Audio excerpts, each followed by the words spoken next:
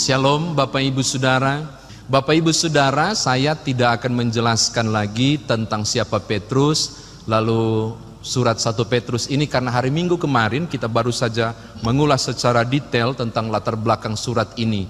Tapi paling tidak saudara pasti masih mengingat bahwa di saat sekitar tahun 61 atau 62 Masehi surat ini ditulis, kondisi orang Kristen pada masa pemerintahan Kaisar Nero mengalami penderitaan yang luar biasa. Jadi secara badani, secara fisik mereka mengalami sesuatu yang tidak mudah.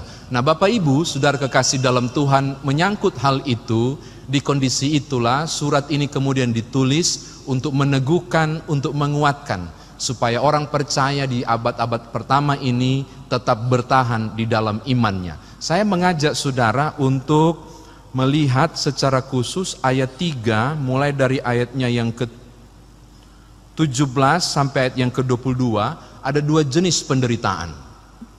Penderitaan yang pertama karena kesalahan dan dosa. Dan orang yang menderita karena kesalahan dan dosa adalah wajar. Adalah tepat kalau kemudian dia menderita.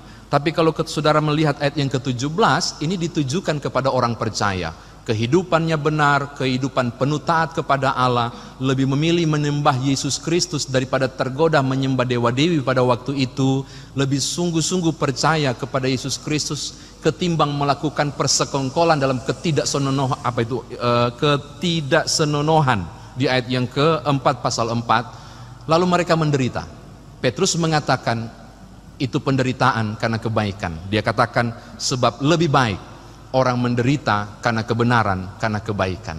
Seakan mau berkata kepada saudara bahwa menjadi seorang Kristen, juga mau berkata kepada penerima surat ini, identiknya orang Kristen itu identik dengan penderitaan. Ini hal yang pertama.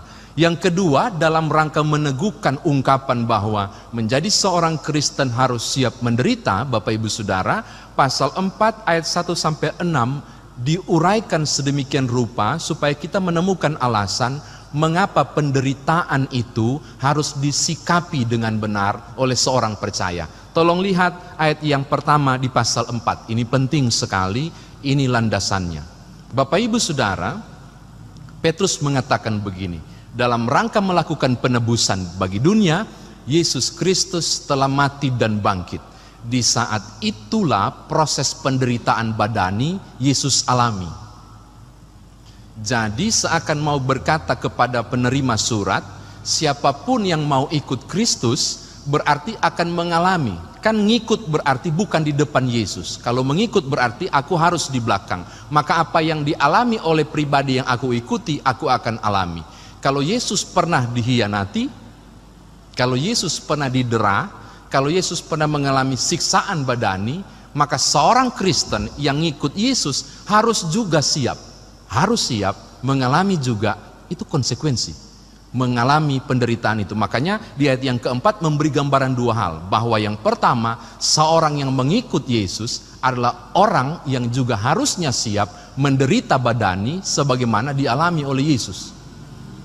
Ini catatan yang pertama di ayat yang keempat. Bagian kedua maknanya adalah ketika Yesus menderita badani itu, tetapi secara roh dia mengalami kehidupan yang lain. Menurut ayatnya yang ke-18 sampai 21 pasal 3 kita menemukan bahwa Yesus berpisah dengan tubuh jasmaninya menuju ke alam roh. Ini luar biasa untuk saudara pahami. Kalau ada yang bertanya, apa nasib mereka yang tidak percaya pada Yesus sebelum Yesus ada? Apa nasib orang yang tidak kenal keselamatan sebelum Yesus? Kalau saudara baca ayat 18, 19, 20, saudara akan menemukan jawabannya. Bahwa ketika Yesus menderita jasmani, mengalami kehidupan roh, kematian, dia menuju dunia orang mati untuk memberitakan kebenaran Injil itu. Supaya mereka yang tidak kenal keselamatan juga diselamatkan. Jadi saya kira ini jawabannya kalau ada yang tanya, terus bagaimana nasib yang mereka yang sebelum Yesus? Ya, di 3 hari itulah pekabaran Injil dilakukan. Bukan saya yang bilang, Petrus yang bilang. Kalau itu pasal 3 ayat 18, 19, dan 20. Makna keduanya mau bilang begini kepada saya dan saudara. Ketika kita sudah cukup mengalami derita jasmani, seharusnya kita mengalami kehidupan roh yang lebih baik. yaitu kita menjauhkan diri dari dosa. Kehidupan rohani kita ditempa melalui pukulan badani, mengalami kehidupan yang lebih baik. Lihat ayat yang pertama. Bapak Ibu kekasih dalam Tuhan, catatan yang kedua, tolong lihat ayat yang kedua. Kok penting sekali sih? Supaya ketika mengalami derita itu, mengikut Yesus, orang gak fokus pada penderitaan, tapi justru orang kembali fokus pada kehidupan rohani yang benar. Ayat yang kedua, satu bagian B dan ayat yang kedua bilang itu. Maksudnya begini, di tengah derita itu, itulah kesempatan untuk tidak berbuat dosa lagi, tapi membaharui kehidupan. Seakan Petrus mau beri tanda yang sangat penting. Penderitaan yang kau alami adalah ciri khas kekristenan. Karena engkau sudah hidup dalam ciri khas kekristenan itu, mengalami penindasan dan penderitaan, seharusnya ini kesempatan untuk tetap tidak jatuh dalam dosa, untuk tetap bertahan dari godaan. Ini catatan kedua. Yang ketiga Bapak Ibu, mengapa penting untuk bertahan dari berbagai godaan, supaya kehidupan daging yang menggoda itu tidak terulang, melainkan kehidupan roh itu berupaya sebaik mungkin dilakukan. Kita menemukan jawaban di ayat 3 dan ayat yang keempat. Karena kekristenan itu bagaikan di etalase, orang akan lihat kehidupan saudara, kata Petrus, dan mereka akan berupaya untuk menjatuhkanmu. Coba lihat ayat yang keempat. Kalau perlu membuat fitnah yang luar biasa, supaya engkau mengalami derita yang luar biasa. Petrus bilang begitu. Maka adalah kesempatan untuk tetap bertahan di dalam kebenaran, supaya ketika kita ditonton dalam tanda kutip, kita tidak ditemukan kesalahan. Tetapi kalaupun karena kita baik dan benar dan kesalahan tidak ditemukan, kita mengalami fitnah, kembali di uraian pertama tadi, adalah lebih baik menderita demi kebaikan dan kebenaran. Oke, ini catatan ketiga. Terakhir yang keempat. Enak kali mereka yang menghancurkan, mereka yang memfitnah, mereka yang membuat kita menderita. Terus mereka ganjarannya apa? Terus apa? Terus kami terus menderita sebagai seorang percaya. Barangkali itu ada dialog yang terjadi di surat itu. Lalu Petrus menjawab hal yang luar biasa di ayat yang kelima. Jangan berpikir bahwa mereka yang memfitnah, mereka yang menganiaya, mereka yang membuat penderitaan luar biasa ini Tuhan diamkan. Oh enggak, ayat 5 yang menjelaskan, suatu saat akan tiba masanya, mereka akan dimintakan pertanggungjawaban jawab. Oh, Tuhan tidak tutup mata kepada orang-orang seperti itulah. Kelak nanti bagian mereka akan dorang dapat. Pertanggungjawaban harus mereka buat. Saya kira demikian firman Tuhan ditafsirkan bagi kita. Nah, sekarang bagaimana Bapak Ibu membawa firman Tuhan ini dalam kehidupan beriman kita? Yang pertama, nanti buka ya, Matius pasal 16 ayat 24, juga bisa membuka Lukas pasal 9 ayat 23. Tuhan Yesus bilang begini di Matius pasal 16 ayat 24. Barang siapa mengikut aku, dia harus menyangkal dirinya, satu, memikul salibnya, kalau versi Lukas 9:23, tiap-tiap hari, lalu mengikut aku. Saya sengaja mau angkat ini sebagai aplikasi pertama. Siapapun Bapak Ibu Saudara, saya dan saudara, yang katanya seorang Kristen, bahasa Yunaninya Kristein, sang pengikut Kristus itu. Ini kata Kristen itu ejekan, nama paling perdana muncul di kitab Kisah Rasul, nama Kristen itu ejekan sebenarnya. Oh, si pengikut Yesus yang mati itu, mati kodong, mati kasihan. Jadi itu sebenarnya hinaan. Nah, ketika saudara dan saya berkata, aku seorang Kristen, pengikut Yesus, 3 hal harus saya dan saudara penuhi. Yang pertama, menyangkal diri. Paulus bilang, hidupku bukan aku lagi, tapi Kristus yang hidup dalam aku. Aku harus mengekang diriku. Kalau awalnya tukang marah, aku jaga-jaga jangan sampai bikin marah banyak. Kalau awalnya saya sulit mengampuni, aku harus melepaskan dengan sukacita pengampunan. Kalau awalnya saya susah banget melepas dari keinginan daging, aku harus melatih diri untuk sangkali semuanya. Oh, tidak mudah Bapak Ibu. Hal pertama, menyangkal diri itu bukan soal mudah.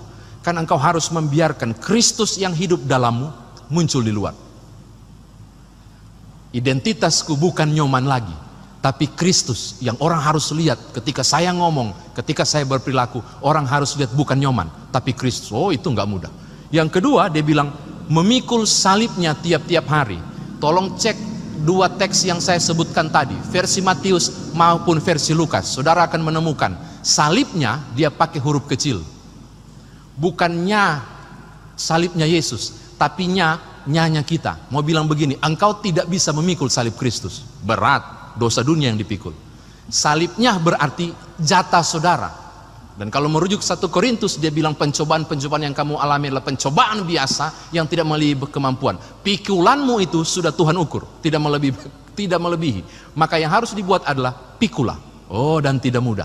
Bicara soal pikulan Bapak Ibu, Josuke Koyama bilang begini di dalam bukunya, tidak ada gagang dalam salib, tidak ada gagang pada salib. Maka satu-satunya membawa salib bukan ditenteng begini. Yang orang Kristen banyak pakai kalung salib. Enggak.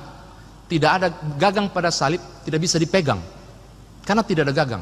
Tidak ada gagang pada salib berarti satu-satunya bawa salib, pikul. Bicara soal pikulan, berarti bicara soal beratnya pikulan. Bicara soal berat, akan bicara soal berapa kali saudara jatuh. Dan saya kira, kalau saudara merujuk kisah Yesus Kristus, berapa kali Tuhan Yesus jatuh? Maka bicara soal pikulan salib, oh ini tidak mudah Bapak Ibu. Berapa lama? Versi Lukas bilang, tiap-tiap hari kesian. Maka saya mau bilang, kekristenan sangat identik dengan penderitaan. Maka jika ada di antara saudara yang barangkali sedang bergumul saat ini, dan punya persoalan saat ini, dan saudara bertanya kepada Tuhan, kok bisa jadi Kristen itu menderita? Ini jawabannya. Kalau saudara nggak menderita, saudara bukan seorang Kristen. Oh maaf, saya harus bilang begitu. Karena kekristenan identik dengan salib. Dan bicara soal salib, itu bicara soal penderitaan. Jadi menjadi Kristen, kita harus siap dalam penderitaan itu.